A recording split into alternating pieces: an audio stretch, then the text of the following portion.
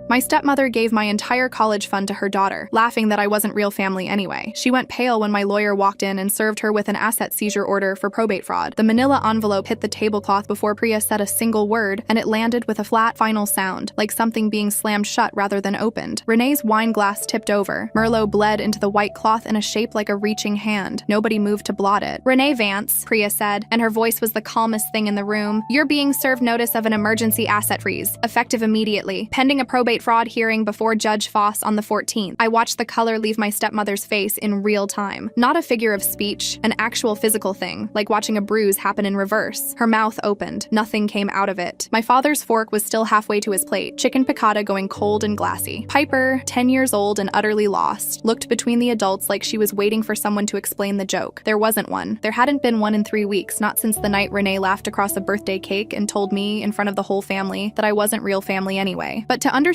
how a folder of paper could do more damage to her than that sentence had done to me, you need to go back to before I knew what a testamentary trust was. Back to a version of this family that still somehow thought it was fine. I'd been living with my grandparents, Harold and Judith Voss, since I was 12, not because anyone made some dramatic decision about it, just because that was where the chipped Corelle mugs were, where their beagle Otis slept flattened under the kitchen table, where my mother's handwriting was still stuck to the fridge on a grocery list 4 years old, held up by a magnet shaped like a tomato nobody had the heart to take down. My mother, Elena, died when I was 11. Ovarian cancer, 17 months from the first scan to the funeral home. My father, Desmond, remarried 2 years after that. A woman named Renee Doyle who worked in medical billing and had a daughter, Piper, from a relationship that had ended before Piper could walk. I didn't hate Renee, not at first. She remembered I didn't like celery and things. She came to 2 of my track meets and actually watched, not just scrolled her phone in the bleachers. For a long time, she was the kind of fine that doesn't earn love but doesn't earn suspicion either. My grandparents' house ran on a rhythm I could set a clock to. Harold's coffee at 6, the news at 6:30, Judith's crossword at the kitchen table with a mechanical pencil she'd owned longer than I'd been alive. Otis got exactly 1.5 scrambled eggs on Sundays, no more. A rule enforced with the seriousness of federal law. My mother's reading glasses still sat in a dish by the front door 2 years after she stopped needing them, because nobody had decided whose job it was to move them. It was a small, unremarkable, held-together kind of house, and it was the only place that had felt entirely safe to me since I was 11. My father's house, 20 minutes away, felt more like visiting a nice hotel. Clean, comfortable, not quite mine. Piper had my old room's twin bed now, with a purple comforter that had replaced whatever had been there before I stopped sleeping over as often. What she also was, though nobody in the family ever said it out loud, was the trustee of my mother's estate. My mother had set it up herself, in the last clear month before the chemo took the clear months away. A testamentary trust, funded by her life insurance, and a wrongful termination settlement she never lived to see fully paid, worth $150,000 meant for my college. Article 3 named Renee as trustee until beneficiary's 18th birthday. It sat in a drawer at my grandparents' house, in a blue folder nobody opened, because why would you open paperwork about a fund you assumed was simply waiting? I noticed things sometimes, the way you notice a picture hanging slightly crooked without deciding to go looking for it. A few old bank statements with memo lines that said things like advance, Nora, dated in March, in September, months that had nothing to do with tuition deadlines. When I asked at 15, Renee smiled and said it was for taxes on the account, and I believed her, because why wouldn't I? Because grief makes you tired in a way that makes suspicion feel like too much work. I turned 18 on a Tuesday in June. My grandparents made a strawberry cake with the good whipped cream, the kind from the tub, not the can. My father drove out with Renee and Piper for dinner. That was the night everything stopped being fine. Renee brought it up herself, unprompted, somewhere between the ziti and the cake, like she was mentioning she'd rescheduled a dentist appointment. "So, I should probably tell you now instead of later," she said, cutting Piper's slice first. "The college fund, it's gone. I moved what was left into a 529 for Piper a while back. She's going to need it more than you will, realistically." She said realistically, the way other people say obviously. The kitchen went very quiet. Otis's tail thumped once against the linoleum and then stopped, like even the dog knew. "Gone," I said, just that. My stomach dropped the way it does on the first drop of a roller coaster, that half second where your body understands something before your brain catches up. "Don't make this a thing tonight," Renee said, still cutting cake, not even looking up. "It's not like you were really family anyway, not the way Piper is mine. I gave you 8 years, Nora." I think that's more than most people would have. My father set his fork down slowly. He didn't say anything for a long moment, and in that silence I understood something about him that I would spend the next several weeks trying to ununderstand. "Renee," he finally said, "maybe we table this. It's her birthday. Not, that's not true. Not, what do you mean gone? Just table this." I looked at my grandmother, Judith, whose hands had gone still around her coffee cup, knuckles pale. My grandfather, Harold, had already pushed his chair back an inch, the old instinct of a man who'd once been a union rep and still recognized the smell of somebody about to get robbed in slow motion. How much was left? I said. My voice came out steadier than I felt, which surprised me. It doesn't matter, Renee said. It's handled. It would take me 3 more weeks to learn that handled meant $89,000 had moved out of that account 9 days earlier, on a signature that wasn't mine, notarized by a man whose commission to notarize anything had expired 8 months before. I didn't sleep that night. I lay on my grandparents' pull-out couch and stared at the ceiling fan doing its slow, useless circles, and I kept replaying, "It's not like you were really family anyway," until the words stopped sounding like English. In the morning, my grandmother sat down across from me at the kitchen table with the blue folder, the trust documents, the ones nobody had opened in 6 years, and a box of old bank statements she'd apparently been quietly keeping copies of the whole time. "Just in case," she said, like she'd always half expected this exact Tuesday. "Your mother made me promise I wouldn't hover over Renee about this," she said. She wanted to trust her, so I didn't ask. I should have asked. We started going through statements at 9 in the morning and didn't stop until almost 4 in the afternoon, and somewhere around statement 40, I stopped being sad and started being something colder and more useful, because it wasn't one theft, it was a pattern. Small transfers, 18 and 20 months apart, 3,000 here, 4,000 there, each one labeled advance or administrative fee, or once nothing at all. Dates that never once lined up with a tuition deadline, a school fee, anything real. My hands weren't shaking yet, that would come later. Right then, they were just cold and very steady, turning pages. I called the bank first, Cascade Union, where the trust account had been held since my mother opened it. I asked for a full accounting of disbursements going back 5 years. The woman on the phone was polite and useless. She said that request needed to come through the trustee, or through legal counsel with a court order, and that as the beneficiary, I didn't currently have standing to pull the full ledger on my own. So I asked Renee for it directly. I called her 2 days after the birthday dinner, my voice flat, asking for a complete accounting of the trust. Every transaction, every date, everything. "I'll have to talk to our accountant," she said. "He handles all that. It's complicated, Nora. It's not just a bank statement. There's tax paperwork involved." A week passed. I called again. "He's swamped this month," she said. "I'll get it to you." 2 more weeks passed. Nothing came. Every time I asked, there was a different reason. The accountant was on vacation. The records were with the lawyer who'd drawn up the trust. She'd emailed it, and maybe it went to spam. Could I check my spam folder? I checked. There was nothing in my spam folder except a coupon from a mattress company and an alert about my car's oil change. It was my grandfather who finally said the word nobody had said yet. "She's stalling," he said, over dinner, chewing slower than usual, the way he did when he was thinking hard. People who have nothing to hide don't need 6 weeks to open a filing cabinet. I went to see my father alone, without telling Renee I was coming. He was in the garage, half under the hood of his truck, and I stood there in the doorway until he noticed me. "She's not answering me about the trust," I said. He wiped his hands on a rag and didn't look at me right away. "Nora, I know this is hard, but you have to understand. Renee had a rough couple of years. Piper needed braces. There was that thing with her car, and I think